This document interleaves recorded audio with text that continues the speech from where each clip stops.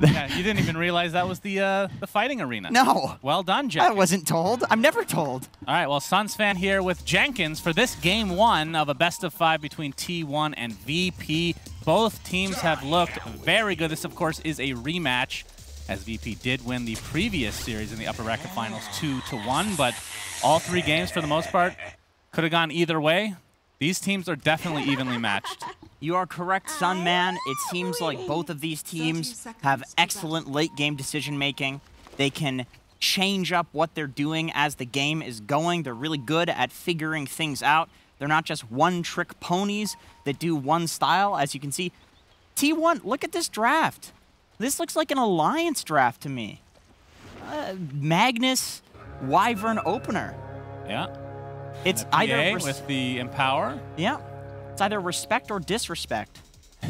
Maybe a bit of both. We'll find out in the post-game interview if they do end up winning here, as looks like T1 are able to get 3 out of 4, if I'm not mistaken here, as they're going to pick up that last one. So not too bad start for T1. Oh, yeah.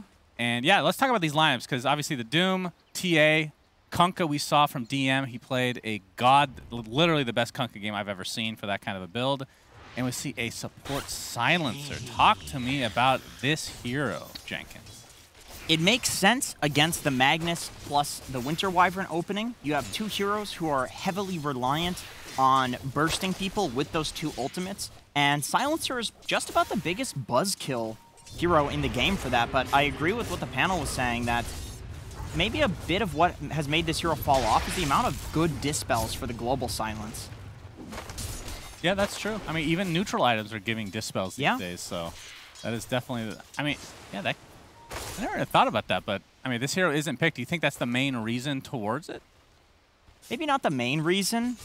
Another problem is the laning is a little bit weak, but you know, when you're playing with a Magnus on the enemy team and a Doom in the safe lane, then the lane's always going to be a little bit weird, so it does feel like a decent game for it. Mm-hmm. And then on T1 side, as we have a pause here, we talked about the Magnus. We've seen that before many a time, and Empower PA. So, I mean, PA, when she was a little bit more popular, Battle Fury was the build. And the Battle Fury has just kind of been essentially deleted, it feels like, from most heroes in the game. The Empower kind of replaces that. So, in theory, that's why I'm guessing. Figure out what exactly they can do with PA to make it work. And Echo Saber was a pickup. I've seen a couple of Diffusal Blades.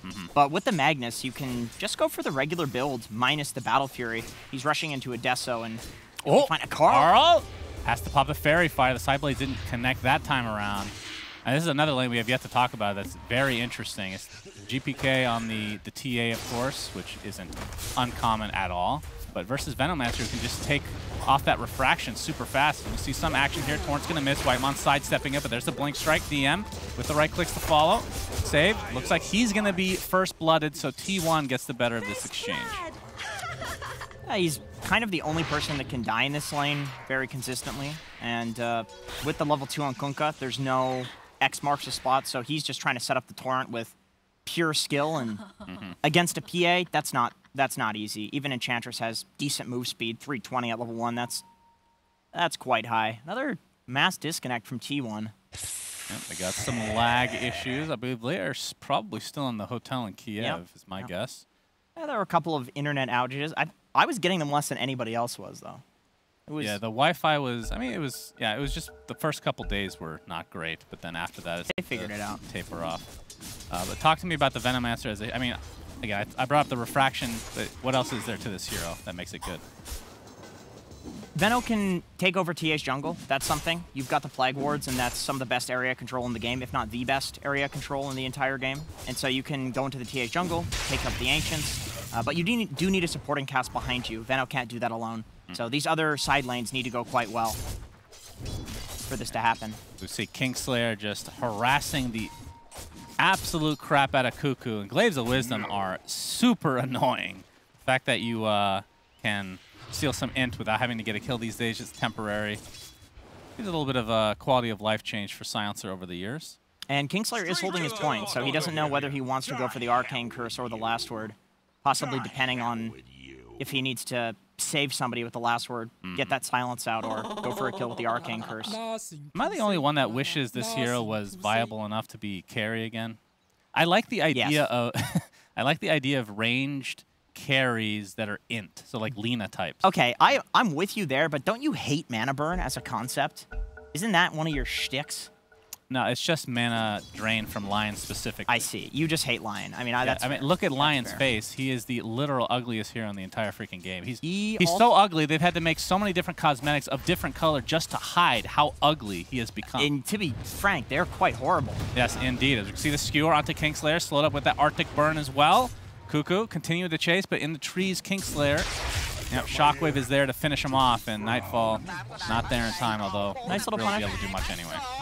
T1 recognized Nightfall was walking away to go get a creep, picks up the Toughness Aura. Lots of armor from this Doom now because of that 5 armor that he now has to work with at level 1. Yep. Very nice buff to the Incredible Doom. that when that happened, he just picked all the time after not being picked for so long. But when you play position 1, as we're going to see, oh my, the Earthspike was there just to cancel the Tornado. Save is taking heavy damage, though, as the Chicken is actually going to fall before being able to kill off the Leon. Bit of a bait. He did have the salve, so he could have survived one more hit there. Good discipline from Whitemon not going in. Yeah, but continue. I mean, I'm really curious to see if DM goes for the same build he did in the series that we cast, because that was absolutely epic. That was... He went shard like right away, right? Yeah. I remember what the actual build-up was. He's going for Urn this time around. Pipe shard, I think, is what he went for. Yeah. But he has the Urn this time, so really valuing that extra bit of damage. Mana regen stats. Kingslayer. I mean, look at this damage to Zephyr. Zephyr really can't do anything about it. Nice miss there, though. Definitely planned that one. Laning against the Silencer in terms of harass is a big pain. The problem with Silencer is the fact that he's so squishy, he can feed. But in a situation like that, where you're 1v1 trading with the support, it feels really good to be Silencer.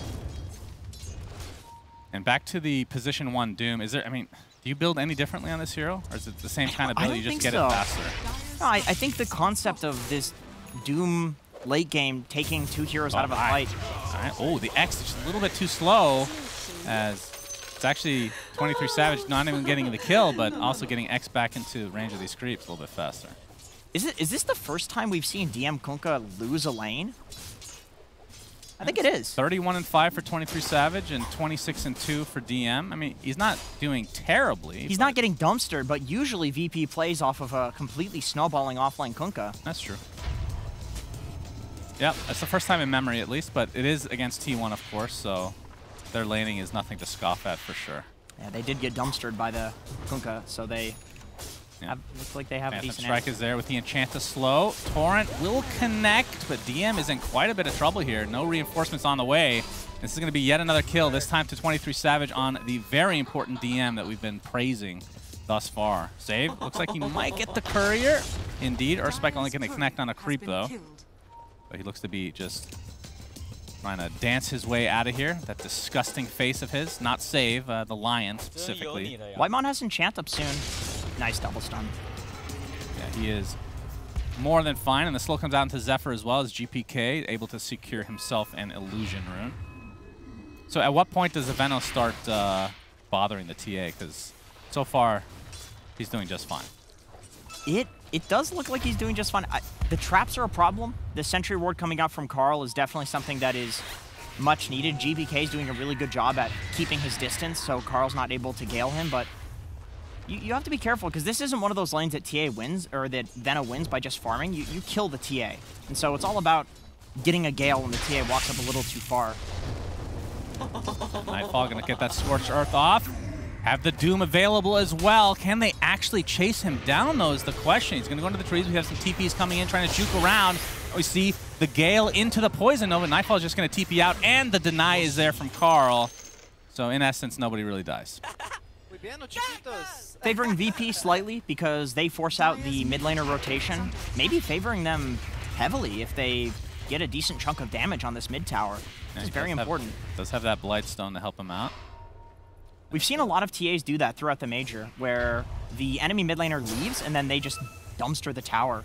Yeah, Safe getting caught out here. The Gale has nowhere to go, but GPK trying to get the return kill at the very least, but he gets skewered back into the tier 2 RP as well. Still has that refraction up, but finally tries to attempt the TP out and will be successful. Actually to the tier 1 mid, as he has a full bottle to work with. Oh, and a trusty shovel. How nice. Yeah, not bad, not bad. Nice TP in from Cuckoo, of course, with that bot lane death. Oh, oh my. Oh, okay. That is definitely the rune to get.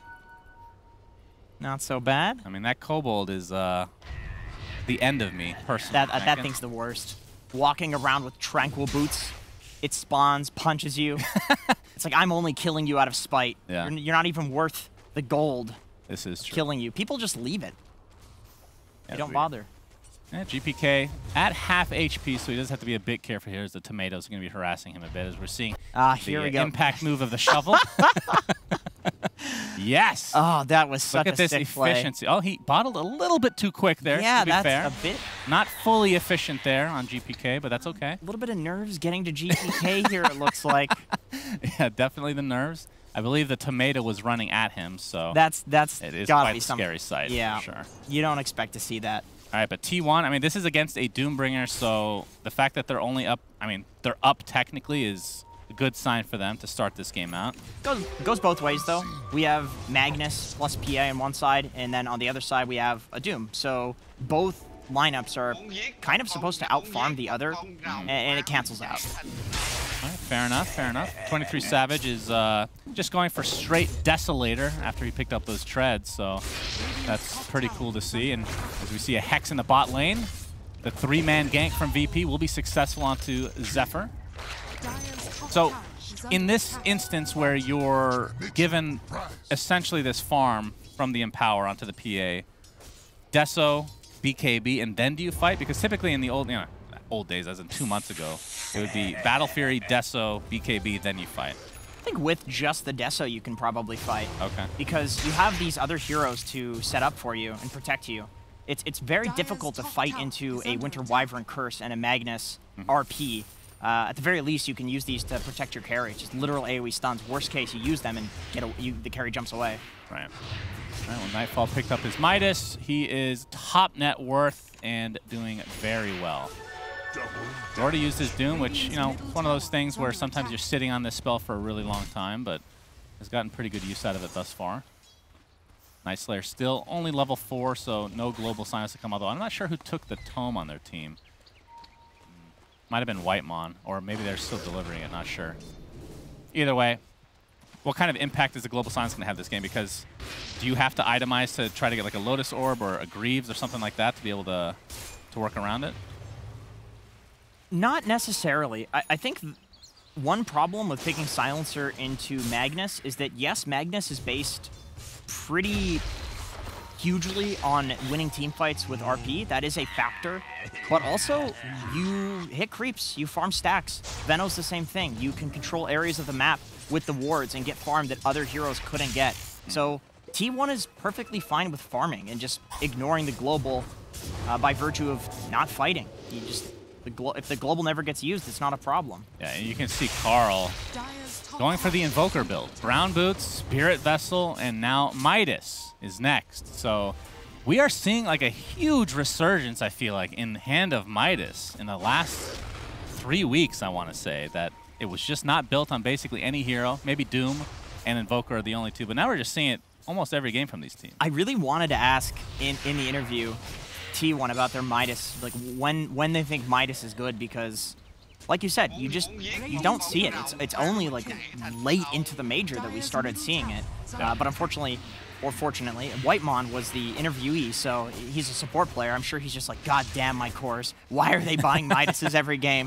I didn't want to, spark any. I forget, was it trauma. T1 or VP that had 2 Midases, and we were talking about how they had to just kind of delay because they were against kind of a push lineup, and then they ended up just winning with the Midases shortly after. Yeah, that was VP. That I literally don't even understand the concept here. You're going to see the Earth Spike into the boat and the death again for Mr. Zephyr himself. So 1K net worth lead here for VP, as obviously Doom is carrying the load here. Here's my theory on the Midas, and keep in mind I'm an idiot. Okay, yep, we knew that. So it's hard to push towers because of TPs. They're huge now, right? You can TP in a long distance in any of these trees. You cannot just Quelling Blade trees down and prevent TP locations now. So that's one thing. Pushing is hard.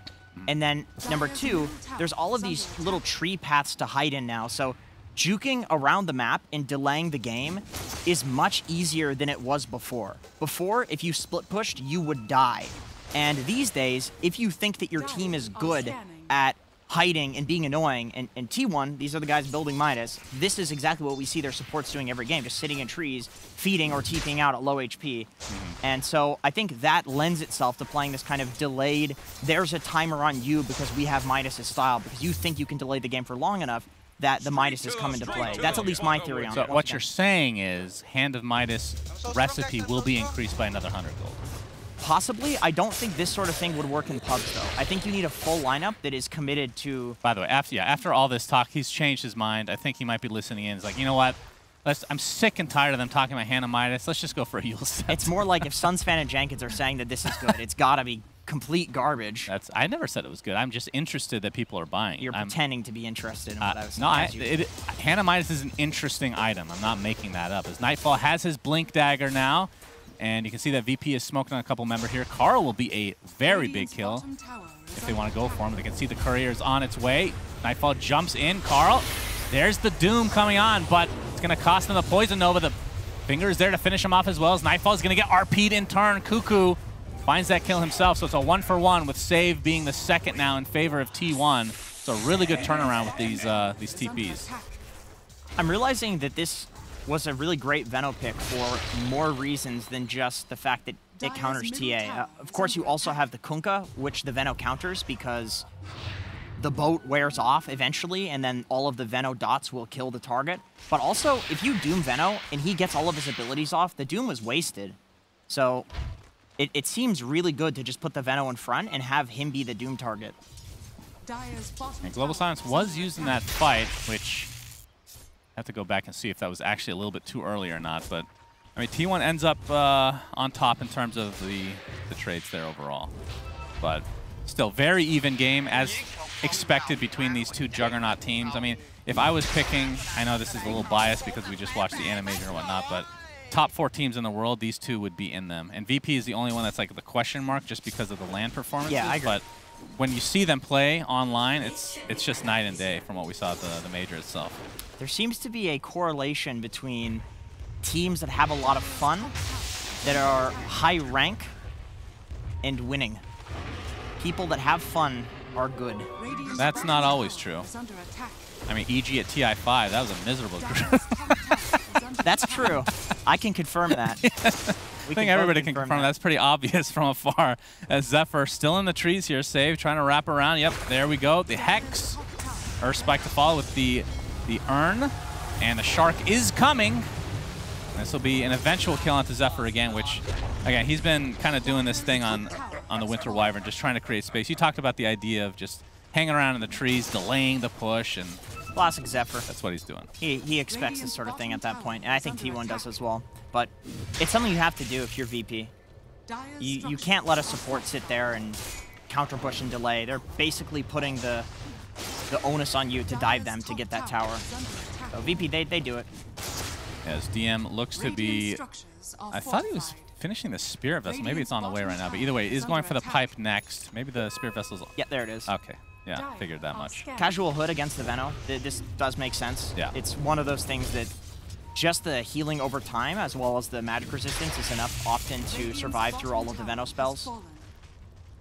Yeah, I just hope to God that he goes again for that shard, because that's going to be very, very entertaining. A GPK with so much damage right here. You see the X marks into the Torrent. That's going to be a freebie onto Whitemon, as we have mass disconnections in the middle of the fight. Oh, that's not good timing. Not good timing at all. Then again, I suppose they're global, so it's not like they could have pressed spells. This is true. But Veno does have a Yules. Yeah, we can see that the Doom is applied right now to Cuckoo on the Magnus. So he's probably going to die here as well. And the Global Silence, it's almost done though, so we'll see if the Venomancer can do anything. I mean, they do have the Yules, so that takes off the Global. Although at this point, it's no point in using it, probably. And yeah, this is going to be a freebie with the Finger of Death charge. Double kill for DM, and we'll see if they can turn this into a Roche, potentially. Deso now onto GPK. And with this 5v3 situation. I mean, this is the beauty of having a Venomancer. You can always put these wards to at least get some vision in the pit. X marks onto Carl, though. Of course, VP know they have the numbers advantage right here. Nice Yules dodging a little bit there, but the boat is coming. Will connect. The follow-up. Yep. Nightfall jumps in, takes the Poison Nova, basically just to him. He's going to try to TP out, but there's the curse to cancel it. And another pause. Okay. That's just a BM pause on Nightfall. He fed in a pub the other night. It seems to be a very common trend this game to have a double pause. The Discord is always the second one, right? Of course. GPK was side-blading off of Plague Wards to get that kill. That was one of those very strange long-range poke kills on the Venomancer where if they commit to that, maybe they just die to the Wyvern Curse. And so they had to do that from long range with like 3 different random abilities. X, of course, probably the easiest thing to hit from long range. I think they're ready to go. And Nightfall's in a lot of trouble here. He's getting beat on by his friend. And of course, that Poison Nova is still applied. Oh, he's going to tick out. I guess that was the Poison Sting on top of it. As Zephyr now getting chased. Look at the damage. Trying to get the side blades, but not going to be in range here. And T1 still delaying pretty successfully. And now with Nightfall down, see if VP actually want to continue on here. X marks onto Whitemon, but yeah, no follow-up here. So T1 successfully defend Roche. Did cost them a couple lives, but they'll take it. The Spear Vessel on DM is a real problem for T1 right now. They can't just run a hero in and save them with the Winter Wyvern, which is what most people have been doing to start their fights. They can't even run Whitemon in on Enchantress. You can see how little the healing did there. And if any other damage sources come out, I think Whitemon just dies. He's so squishy at this point, other than the heal. Save has a blink, by the way. 18-minute blink on Lion. That seems pretty fast. Yeah, that's very fast. Going for the Ghost Scepter next. So they're going to have that blink Hex. I mean, they have pretty good initiation overall and obviously really good catch.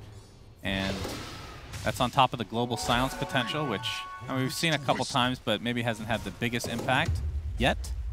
But still pretty early on. The Global? Yeah. It's hard to see the impact of it. That's what I'm saying. It's difficult to see. Because it's just nothing happens, like literally. There's no sound either. You know? That's true. You can't hear the impact of it. Yeah, as we can see, the typical build here from Zephyr has that Holy Locket. We'll be getting the Cold Embrace heal at level 10 in all likelihood. Getting some nice extra gold from this Philosopher's Stone as well. Funny for you that continues not to get banned. And Tier 1 tower is just going to be given up here, it looks like. Torrent's going to connect, but no follow-up. And T1. Oh, the RP going to catch DM. Skewers into the other side here. It's going to get Galed on top of that, and it looks like VP just want to let him go. The boat comes out, but not a whole lot of damage done here. So T1, get the free pickoff. Well, free. Nothing's free in life, Jenkins. I don't know if anybody ever told you that, but I've never heard that before. It costs a Magnus ult. Yeah. There's always a cost. There's always Lacoste? That's right. He is at every event, that's true. Yeah. Maybe it was warranted, though. Somebody was mentioning on the panel that Magnus is a counter to these disengage spell, or these kind of big team fight ultis and these disengage spells, because you skewer people so far away that nothing can be pressed on the person that gets gone on. And it's cool, we see it there. The RP into skewer out. It's like even if VP was in position, they can't save the skewer target. It's too far away. Their formation is broken immediately by that. These repositioning abilities have been so strong for this reason in the past, and this is exactly why Pudge is really strong right now. Wow, I was wondering where you were going for that, so I appreciate that very much. I'm just kidding. Please, Ice Frog, buff my boy. He's never going to get buffed again, I don't think. But no, that's very true. I mean, the one thing is if there was Global Silence, you can't do that, right? Once the RP is off, you're just going to get Global Silence and you can't skewer anymore. But of course, they are itemizing to a degree. He's building a Yules right now, which obviously not the most common item to find on the Magnus. But the Dispel is going to be ultra important here. Carl's going for Greaves as well, so we're going to have 2 types of Dispel on him. And the Greaves feels a lot better because you don't have to sit for 2.5 seconds doing nothing, which effectively is a disable whenever he globals. And you know that's exactly what you want. You use that to disable people. But going for the Yules first just because it's cheaper and guaranteeing that there's going to be something to take that off, and then doubling back for the Greaves. That's definitely a good choice. But still kind of a farm game right now. Not a ton of action. The first Roche was semi-attempted at first, and then it kind of got broken up with a couple kills on each respective side. I mean, who does this current pace of the game benefit the most, you think? Because there's Doom on one side, and then there's PA with the Empower on the other. T1, I think that he's probably going to, on 23 Savage, eventually get a Rapier, and with that timing, there is going to be very little that VP can do other than... Got a 4-man smoke, a 3-man smoke here from VP. They want to defend this Roshan. DM's getting caught out for now. Spirit Vessel's applied to him. Has the X. Oh, the instant Hex on a Cuckoo. Very nicely done as Whitemon's taking a ton of damage from afar. GPK doing work. Nightfall jumps in. You can see the Global Silence into the Doom, onto the Magnus. And that is going to be the first kill in this fight for VP. A big, big one. He does have buyback, though, so if they overextend, he can definitely get back into this fight. And that trap is just out of range of this Sentry Ward. So T1 doesn't realize, but VP, they know the exact status of Roshan as that's happening. There's no way they can get away with that, which is exactly why VP is smoking. Yeah, they have smoke. Of course, Global Silence and Doom are down, but they know that Magnus is dead for another 15 seconds, so perhaps they can get a pick off before he respawns. Zephyr would be a really important kill. Oh, Zephyr, yep. The instant Hex into the Disabled. The double stun. He actually jumps into it with a PA. 23 Savage pops the BKB, though, and blows up Save with the coup de grace. Now he's just getting pounded in by TA. Jumped on the other side. We see a Winter's Curse delaying the fight, so 23 Savage can actually get some damage here. Poison Nova from Carl onto DM, who's now in the trees here, completely surrounded by the PA, getting pounded. A nice cold embrace, but there's the skewer into the double RP from Cuckoo. Shockwave to follow. Double kill on 23 Savage as T1 are masterful in these fights. 23 Savage might finally tick down, but it cost them the entirety of VP. And Roche is still at half HP, and despite not having the PA, see if they can finish it off themselves or have to wait for him in the end. Bit of a false sense of security there from VP, having that information in the pit, knowing that they can do a smoke wraparound there, picking off Zephyr, but he has buyback, and then they're fighting right into that T1 ward, which lets 23 kind of juke around this fight, even at low HP. They could never get him. That was a nice impale. It was. It was a really great start, but the insta-burst, as well as the BKB, there's nothing that goes through this, and TA does not have any evasion piercing right now, so... Yeah, 23 Savage did such a good job of kind of going in and out and just being an annoying presence. I like that he jumped to Carl as well, using Carl as kind of a backbone for this fight, where it's like, you know what? Boom! You're going to kill me, you're going to take all of Venomancer's spells as well. And then all of this just sets up, because they're so desperate to kill 23 for the beautiful 2-man RP from Cuckoo. As you can see, T1... Oh, for once, they're not jovial. They're very serious, yeah. That makes me a little worried for them. They're taking this very seriously. This is the grand finals, after all. All right, so they didn't wait, or they did wait for the PA. I guess they just have no damage, really, from Roche's perspective, despite it being at half HP. So now they're going to be in there. Bro, this trap is still a real problem. It's right outside of 2 Sentry Wards. Yeah. All right, well, the Torrent's going to connect on the Centaur, as this is a very slow Roche without 23 Savage there, which, again, like you said, the information's already there for VP. For the status. They don't need to rush anything because of the trap. This is so inconvenient. I don't think it's really cool positioning from the trap. I mean, usually the Sentry Ward's a little bit closer to the pit, but because supports obviously don't want to get caught out of position, they just kind of put it as close as they can get safe. Oh my goodness. All right, we have an Aghanim Scepter on 23 Savage, by the way. Yeah, the usual build That's awesome. The usual build for off this? Silence. Oh, wait, take off Silence. Yes. Well, we have Skewer back in, but the Global Silence to follow. 23 Savage jumps in. GPK is BKB'd, though, so not a lot of damage done in the end. We see the Tidal Wave coming out as well. Our Spike's going to connect only onto one, and now the Force Staff keeping GPK healthy. Shockwave is there as well. Nightfall actually pops his BKB here. No death somehow. No might break the fight up here. The Torrent will connect. I mean, it's a basic Dispel, but I guess you can't cast it if you're Global Silence. Because it is a spell. You have to get Satanic for that, I guess, yeah. But that is such a cool act. We'll talk about that in just a moment. But I feel like this is a very important Roche that both teams have spent so many resources trying to defend. And of course, T1 going back and forth. They still have not gotten this trap. If only they knew that trap was there, VP would be so much more worried about Roshan because they wouldn't know the status of it. They have to go fight. But they know that if Roche is standing on that trap, the T1's not taking it. Tidal Wave. 23 Savage with a double damage now. That is pretty big. Pretty dank with the Aghanim Scepter. Absolutely. Insta-burst. There's no global silence for a bit here. So T1 should feel relatively safe. Another 45 seconds for that to come up. Tidal Wave again coming. This is such an annoying spell. Of course, Boat has such a low cooldown. It can spend that basically any point. But we're going to see the Centaur stun start things out. And there's the BKB jumping from 23 Savage. The death of Kingslayer buys back into the game, though. And now the Boat coming in. Look at these side blades from GPK off of the Plague Wards. Like you said earlier, they might be able to steal this. GPK now in the pit. Whitemon trying to get in there as well. Cuckoo misses the skewer, though. Roshan is snatched. GPK takes it for himself. 23 Savage now trying to get out. Gets Doom, but it's the Lotus Orb Doom. So that is 2 targets that can't do anything now. All right, Cold Embrace applied to 23 Savage. Now the Curse applied as well as TA is just beating the crap. That's going to be a dieback onto Kingslayer. Now the chase is on to 23 Savage, but the Doom has finally run out. And now he's going to jump in and absolutely blow up everybody. GPK does get out the Refraction. Finally, the Aegis is popped. Nightfall in the triangle. Looks like he's going to be fine, but GPK is completely surrounded. Double kill for 23 Savage. So VP, they get the Aegis. T1 gets the Roche, technically, and it was only Roche number 1.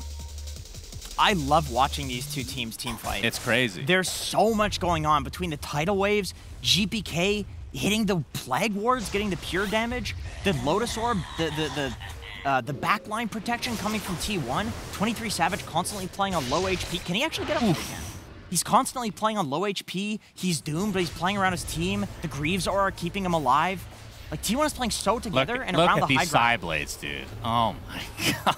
That must have been like max range. Look how low 23 is. And he still did so much in this fight. Yeah. Well, you get fully healed. That does help a lot. Yes, that does help. Look at the Tidal Wave onto the high ground. Yeah, actually pushed 23 Savage out of the pit. It separates him, but then the Lotus Orb Doom. Yeah. Cuckoo's in position, and then everybody's playing on the high ground on T1. They know if they just frontline with these 2 tanking heroes. This Cold Embrace is so stupid. He's literally unkillable. Finger of Death, they put 2 different ults on him here. Yeah, I don't know, man. This spell's pretty busted right now. But either way, like, the execution from both sides is so crisp. Really a joy to watch both of these teams play. It's got to be so frustrating for either side to lose a team fight. It's like, good lord, what else could we have pressed? And I look at this as a Dota player and I think, I don't know. I really don't know. Okay, well, 23 Savage, yeah. He's finding Kingslayer outside the Roche pit. You can see Saves in there as well. Blinks out to safety after the Earthspike comes out, but Kingslayer looks to be mega dead here. Okay, so let's talk about this Aghanim Scepter. Well, first, Doom got an Ags himself. This is a really early one, so this will apply the break, which is huge against PA, obviously. And also lasts for 6 seconds longer for the Doom. So if you get that, you win the fight pretty much every time, I feel like. And the fact that it disables the coup de grace as well, actually. So you're even right-clicking. Like, typically, if you're one of these heroes that gets Doom, you can still right-click to some degree, but PA is literally useless now. That's a really good pickup. The interesting thing about this Aghanim Scepter that 23 got is if he gets jumped by Doom, he's got that little bit of fade time where he can disjoint as Doom is casting it, and then he can blink away. So instead of going for something along the lines of a Lincoln Sphere, he's trusting that, oh, speaking of the Doom, no vision. Oh, did they even see Nightfall? They briefly saw him. Okay. But it's a cool concept to... Yeah, so basically, Blur has a much lower cooldown. You can instantly cast it. It'll give you a basic Dispel, but of course you can't use it when silenced. 0.5 seconds of Vanish, which is enough to cast the Phantom Strike away and enough for Cuckoo to also put the Lotus Orb on. And then kind of the, well, I was going to say coup de grace, but that wouldn't really make sense. Oh, we're going to have to hold on to that thought here.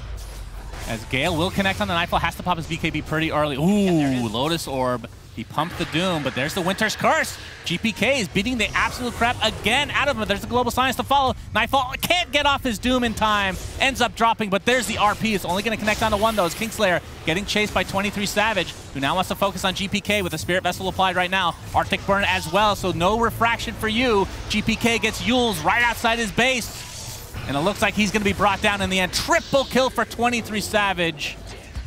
He has entered Beast Mode. I mean, they played that against the Doom perfectly well. GG is called. Wow.